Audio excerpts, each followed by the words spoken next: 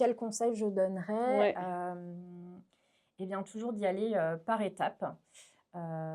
Si on souhaite effectivement dans un premier temps, dématérialiser, ses congés, ses absences, Mmh. et plus tard, la formation, c'est effectivement, possible. Toujours faire, un état, des lieux pour, bien comprendre aujourd'hui, bah, heu, comment on fonctionne, ce qui nous fait perdre du temps, Mmh. comment on souhaiterait, retranscrire et transposer nos règles de fonctionnement dans l'outil. Mmh. Bienvenue sur L'humain à cœur du digital, le podcast où des experts de l'informatique et du digital partagent leurs conseils et solutions pour aider les dirigeants d'entreprise, DAF, DSI, RH et autres décideurs à mieux comprendre et adopter le concept du numérique.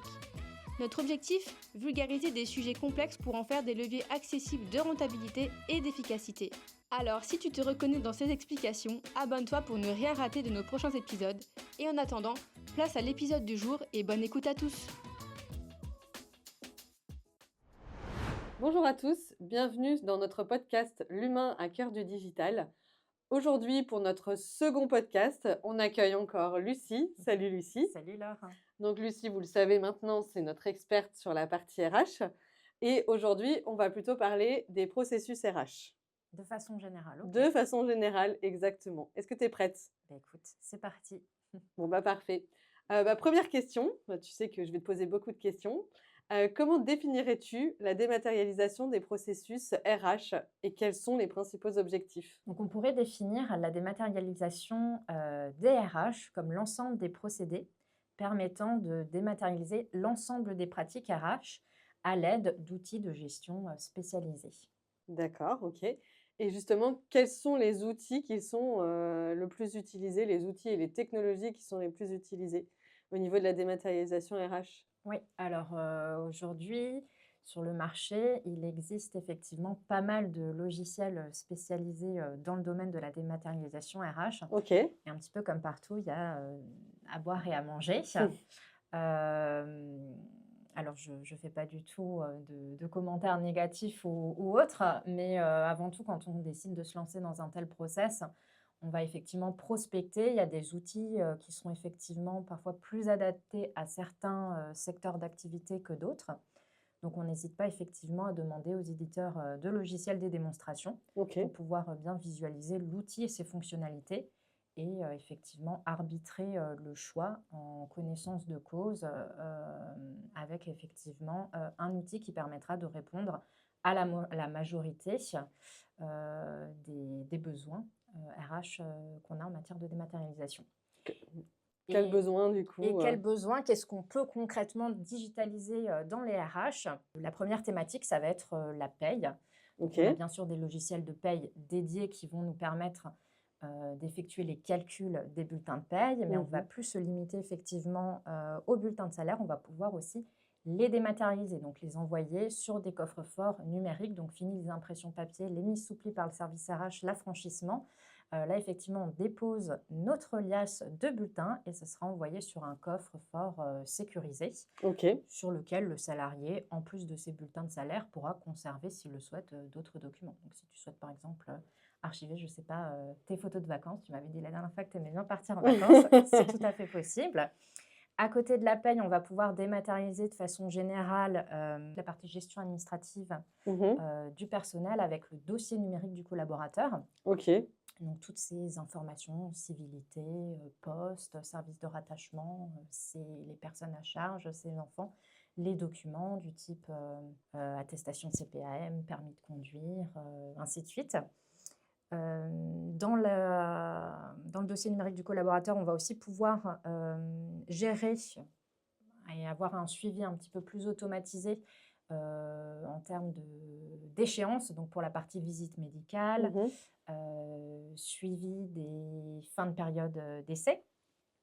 On va avoir aussi, dans ce qui englobe la gestion administrative du personnel, l'automatisation en fait des process de onboarding. Quand tu as un nouveau salarié qui arrive, on va pouvoir effectivement, lui envoyer un mail de bienvenue avec un formulaire, dans lequel il va lui-même renseigner les informations dont on aura besoin pour établir son contrat de travail et OK. également déclarer son embauche auprès de l'URSSAF, hein, la fameuse, DPAE, déclaration préalable à l'embauche.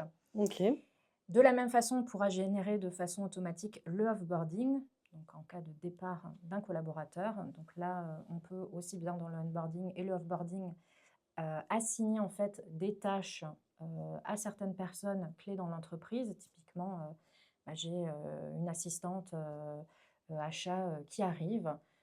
Je vais donc assigner à son manager de lui prévoir un bureau, au DSI, la fourniture effectivement d'un PC, hein, c'est mieux. C'est mieux pour Donc voilà, commencer, c'est clair. tout ce genre de choses et puis de la même façon aussi, lors de l'offboarding ou l'outboarding, par exemple, prévoir, la restitution, de l'ordinateur, du téléphone portable. À côté de ça, on va pouvoir également, dématérialiser toute, la partie formation. OK. Qu'on pourrait englober, on appelle ça, dans les RH, la gestion, d'emploi des parcours professionnels. Donc j'entends par là effectivement, les entretiens professionnels qu'on doit réaliser tous les 2 ans, la formation, donc gérer effectivement son budget, de plan de formation, permettre aux salariés via un outil de faire leur demande effectivement Sur de les formation, besoins, voilà, sur les besoins OK. et permettre ensuite effectivement d'envoyer ces demandes de formation à des workflows de validation, donc auprès des managers. Est-ce que OK. je considère ce besoin en formation comme un besoin prioritaire qui devra être réalisé pour l'atteinte des objectifs de l'année ou est-ce que c'est quelque chose qui pourra être réalisé plutôt à moyen long terme?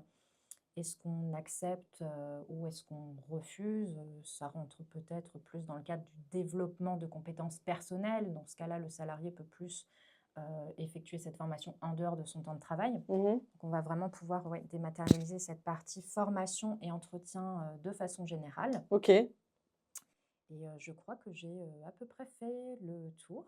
OK. Ben, déjà, il y a pas mal de sujets que tu as évoqués en effet. Alors, j'ai retenu quelques bénéfices, hein, que tu as déjà évoqués, mais notamment, j'ai l'impression que ça permet de faciliter les échanges, déjà en interne au Oui, niveau des collaborateurs. effectivement. Mais est-ce que tu peux nous en dire plus, hein, par rapport aux bénéfices, qu'il va y avoir pour les employeurs, mais également pour les Pour les salariés, salariés, oui. Alors le premier, hein, côté RH, sans surprise, ça va être effectivement le gain de temps, hein. C'est, le Mmh. but principal lorsqu'on décide de se doter d'outils, RH et bien, ça va être de pouvoir automatiser des tâches souvent répétitives et chronophages qui sont, souvent à faible valeur ajoutée. Oui. Donc là, ça va nous dégager, du temps pour, des tâches, plus intéressantes. À côté de ça, eh bien, on va permettre en fait, via ces outils de communiquer, de façon, plus aisée en fait avec, les salariés, hein.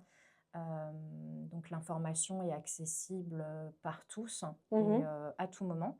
Donc ça permet vraiment, aux services RH, ou, aux autres, personnes, internes à l'organisation, amenées à pouvoir, diffuser de l'information, d'être tout à fait, transparentes. Mmh. Pour les salariés, ça va être, un bon levier aussi, et de façon générale en termes de reconnaissance et d'amélioration de la marque employeur et de l'image de l'entreprise. Mmh. Clairement, en offrant, la possibilité donc, à son service RH de se doter de tels outils, hein, parce que c'est pas gratuit donc, derrière ça veut dire aussi qu'on investit, qu'on donne, C'est certain. des bonnes conditions, de travail et aux salariés, on le dote effectivement, d'outils, performants, et intuitifs qui vont leur faire aussi, gagner du temps. Donc ça, c'est toujours bien aussi, ça permet effectivement, d'améliorer, la marque employeur et même au-delà de ça, des démarche RSE, hein. On abandonne au fur et à mesure, le papier pour passer, au quasiment, 100 numérique. Mmh. Voilà à peu près pour, les avantages. Je réfléchis si j'en vois d'autres, Bah, moi, peut-être je que trouve que ça permet aussi, pour les futurs salariés aussi, de pouvoir se projeter, dans leur entreprise, enfin, dans leur nouvelle entreprise, mmh d'avoir envie d'y venir parce qu'il y a des outils qui sont mis à disposition et ça permet de exactement, oui. recruter, voilà, de faciliter aussi les recrutements, de pépites, qu'on peut trouver dans les entreprises. Ouais, et effectivement, tu parles de recrutement et c'est vrai que c'est un des points que, j'ai oublié de citer, dans ta deuxième question quand tu me demandais quel process on peut effectivement dématérialiser. Le recrutement, bien sûr, en fait partie. OK. Donc fini, les annonces, qu'on diffuse, dans le journal ou autre, là, on peut se doter d'outils RH qui vont nous permettre effectivement de diffuser les annonces sur les différents job boards, hein. Donc, admettons, tu veux diffuser ton offre d'emploi sur LinkedIn. Oui, Et derrière, on va pouvoir avoir une, une restitution en fait, des CV qui s'en trouvent facilitée. Parfois, avec l'IA, on va pouvoir aussi, sur forme de mots-clés, directement demander à l'IA si les compétences clés qu'on souhaite absolument pour le recrutement sont retrouvées dans le CV. ok. On va pouvoir également mettre en place des workflows où on se dit, bah, tiens, ce CV est intéressant, donc je sais que pour ce poste, c'est tel manager qui est amené à recruter. Je vais lui faire suivre les candidatures et lui, derrière, il aura effectivement le visuel et pourra décider s'il écarte la candidature ou si au contraire, elle l'intéresse. Et à ce moment-là, le service RH saura s'il faut convenir d'un entretien et la boucle est bouclée. On revient même, si l'offre est acceptée par le candidat retenu, on en revient à l'automatisation du contrat de travail qui pourra ensuite être généré. Ce qu'on a Voilà, évoqué c'est dans ça, notre précédent tout à fait. podcast. Ok.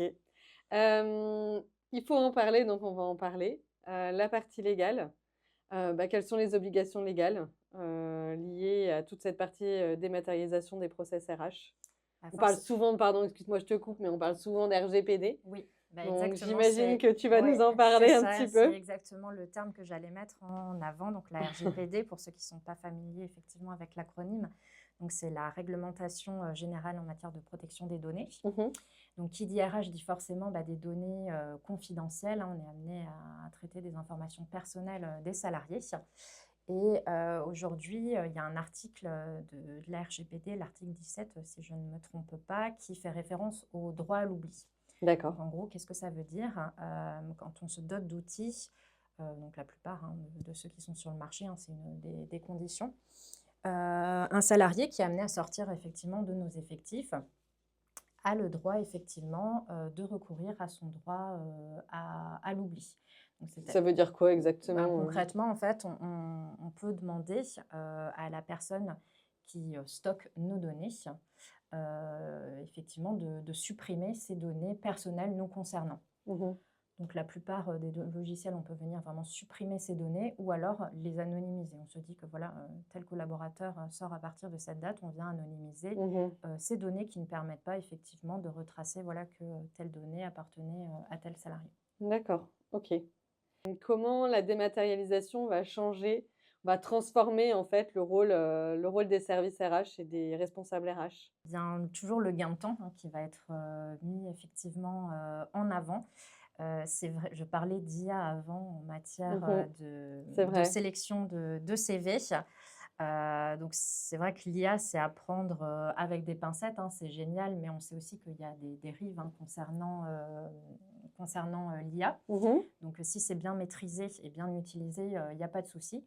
Et je pense effectivement que dans les années à venir, si on l'utilise bien avec des prompts efficaces, on va pouvoir encore, pour les professionnels de la fonction RH, pouvoir se dégager du temps sur des tâches répétitives, chronophages, et de façon générale, les outils dont on a parlé, hein, qui permettent de dématérialiser des process RH, vont permettre de faire gagner du temps aux professionnels de la fonction. Donc ça, c'est plutôt pas mal.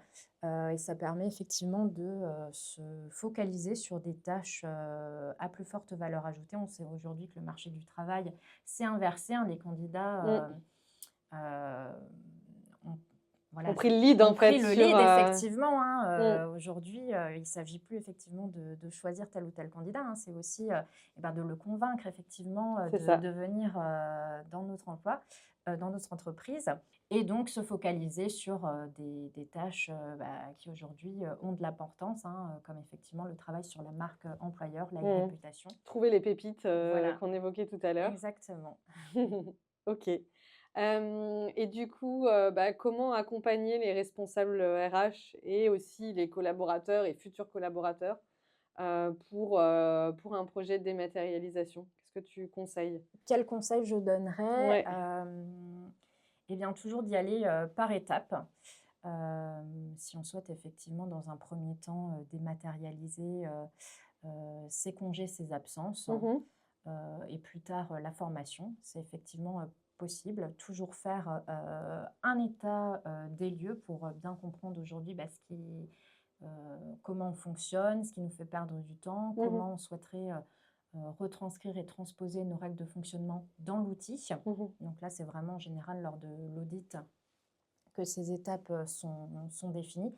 Ça nous permet aussi, même en amont de la signature, hein, quand je te parlais de la démonstration, de vraiment identifier les possibilités du système et vraiment pas avoir peur de creuser les questions, de véritablement demander, peut-être que ça ne peut pas se faire lors de la démo, mais lors des échanges avec l'éditeur, voilà, nous on a telle particularité, telle règle Ouais. de gestion. Pour nous, ce sera vraiment un no-go si ce n'est pas transposable dans l'outil. Donc, pas se précipiter, vraiment prendre le temps de choisir le logiciel qui répondra à la majorité des attentes, voire toutes, hein. C'est même mieux si c'est coché à 100%, mais parfois il y a des petits compromis à faire. Et puis, en plus de ça, ce que je pourrais conseiller, c'est vraiment de venir, définir un groupe de travail OK. et un chef de projet OK. qui sera effectivement, amené à suivre, toute cette mise en place d'outils de dématérialisation RH, puisque c'est pas quelque chose qui se fait en un claquement de doigts et en quelques jours. Il y a vraiment, un travail, non seulement par l'entreprise prestataire qu'on sélectionnera, qui en général se charge du paramétrage, mais souvent ça s'ensuit de phases de test. Il faut effectivement tester que tout ce qu'on s'est dit lors de l'audit est bien retranscrit avec un paramétrage qui fonctionne. Parfois, on peut ne pas avoir pensé à tout lors de l'audit. Mmh. Donc, se dire: «Ah bah tiens, c'est quelque chose qu'on n'avait pas cité, est-ce qu'on peut rajouter ce paramétrage supplémentaire?» Et pas se précipiter, vraiment bien, être acteur lors de cette phase en général dans le jargon qu'on appelle phase de recettage ou phase de Mmh. test, histoire et bien de pouvoir, passer, à la mise en production, le plus sereinement possible OK. et que les salariés, puissent être aussi en amont formés et une fois Oui. qu'ils ont l'outil à disposition, qu'ils sachent pleinement, Soit l'utiliser. autonome dans Voilà, soit la autonome mmh. et toujours la communication, on en revient communiquer effectivement en amont auprès de ses salariés ou des personnes du service RH, hein, si c'est juste un outil qui est utilisé en interne et Mmh. sans accès auprès des salariés. Bien effectivement, communiquer en amont et surtout, bah, former, aux outils qu'on mettra à disposition. Merci Lucie. Merci Je Laure. t'embête avec une dernière Mais tu question. m'embêtes pas, vas-y. Quels sont, selon toi, les critères essentiels, pour choisir la bonne solution au niveau de la dématérialisation? Alors, la première chose, si on a, un DSI, hein, dans l'entreprise, c'est de l'intégrer au projet et c'est cette personne ou même, le service RH, hein, faudra effectivement, être vigilant sur, on parlait avant de RGPD et bien sur, ces notions, de RGPD qui sont contenues, dans l'outil. Est-ce qu'on pourra effectivement, anonymiser ou supprimer facilement, des données si, un salarié, sortant, nous en fait la demande? OK. Bien sûr, le but, ça va être d'alimenter, de stocker des données, d'en faire ressortir aussi des résultats. Mmh. Essayer d'opter pour des solutions qui permettent facilement d'extraire de la donnée si on a besoin de Ouais, la retravailler, hein, en format Excel ou autre, d'accord. pour affiner, on va dire, les résultats ou faire sortir des statistiques, des tendances. Il est souvent possible, et en matière de RH, on parlait de paye, de gestion des temps, mais parfois de faire en sorte que l'outil, donc qu'on va décider, d'intégrer, de mettre en place en entreprise, savoir s'il est possible de faire des liaisons avec d'autres OK. logiciels. On parle en fait, d'API. Donc très clairement, on va gérer les absences. Est-ce que c'est possible d'interfacer avec son logiciel de paye? Mmh. Ou si c'est pas possible, qu'il y a pas, d'API, qui soit ouverte effectivement entre les 2 logiciels, est-ce qu'on va pouvoir exporter facilement la donnée à un format d'export attendu par notre logiciel de paye? Donc ça, OK. c'est quelque chose effectivement, d'important, surtout si on a d'autres solutions déjà qui existent. Et bah, toi, tu le vois peut-être en tant qu'utilisateur, hein, forcément, c'est hyper important. On va essayer d'opter pour une solution qui soit, user friendly. Donc OK. Ouais, c'est hyper important pour voilà, des salariés, pour les c'est sûr que, collaborateurs. on va opter pour, des solutions, bah, qui soient belles, qui aient un visuel, Mmh. sympa, donc fini effectivement, les choses, en noir et blanc ou autre. Quelque chose qui soit, facile aussi de prise en main ou, qui nous permette d'avoir une aide en ligne, qui nous permettent de nous trouver rapidement Mmh. en fait, réponse à nos questions. Donc oui, c'est principalement, les points auxquels je pense. Bah, c'est vrai que moi qui suis plutôt utilisatrice, je pense que la facilité d'utilisation et C'est primordial aussi, ouais. le côté sympa de la solution, je pense que c'est essentiel, que ce soit pour le service RH ou que ce soit pour Ouais, ou moi, côté salarié, qui ai utilisateur. besoin, de faire, l'une ou l'autre action, Ouais, et auprès effectivement, des je RH. viens de me faire penser à un autre point, côté, service RH, donc plus partie administrateur, hein, Oui. les personnes qui viendront, gérer l'outil plus que l'utiliser, bah, ça va être d'avoir effectivement une facilité de paramétrage. Mmh. On parlait avant effectivement d'un projet qu'on vient cadrer au début, Mmh. mais on parle de ressources humaines et donc forcément de droit du travail. Les Oui. règles évoluent constamment. Donc un logiciel qui permette effectivement de créer en fait de nouveaux paramétrages auxquels on n'avait pas pensé initialement et qui nous rendent autonomes dans le paramétrage sans avoir forcément à passer par une hotline ou un service client derrière pour faire ces choses. Donc essayer de rendre le maximum possible l'administrateur autonome dans son paramétrage. Pour faciliter les choses, quoi. Voilà, exactement. OK.